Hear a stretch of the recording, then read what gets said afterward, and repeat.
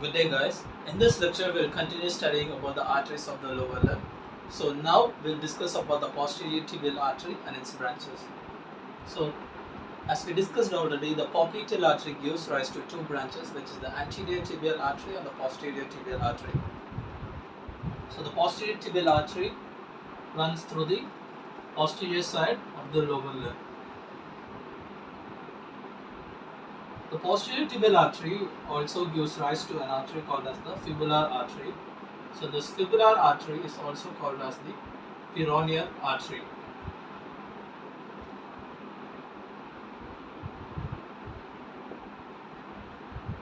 And this is posterior tibial artery.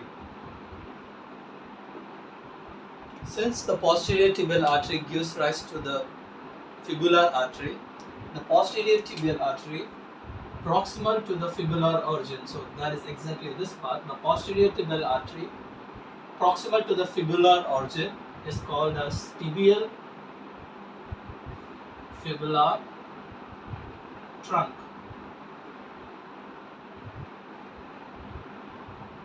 So now we'll study about the branches of the posterior tibial artery as well as fibular artery. So the first branch of the posterior tibial artery is the circumflex fibular artery. So the circumflex fibular artery actually arises from the posterior tibial artery proximal to the fibular origin.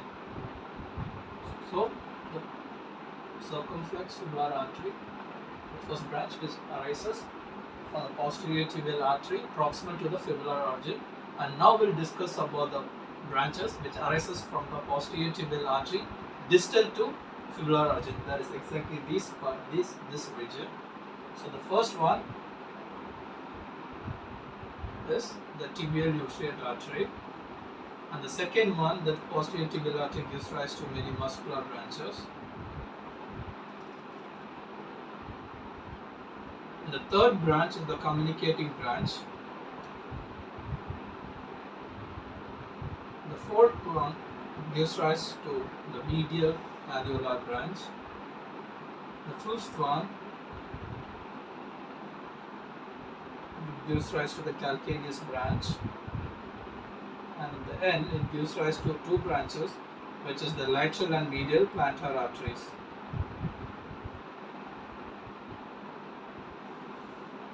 So now we'll discuss about the branches of the fibular artery. So the first branch is fibular nutrient artery. So that's the first branch. And the second branch is the communicating branch, which communicates with the communicating branch of posterior tibial artery, and it gives rise to many the perforating branch. This perforating branch actually communicates, which actually anastomoses with the anterior tibial artery, the posterior perforating branches of the anterior tibial artery. So the fourth branch is the lateral malleolar branch,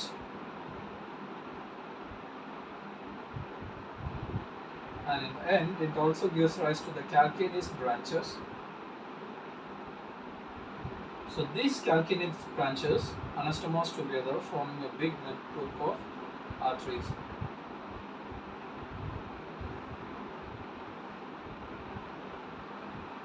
So now we'll have a quick summary about the posterior tibial artery and its branches.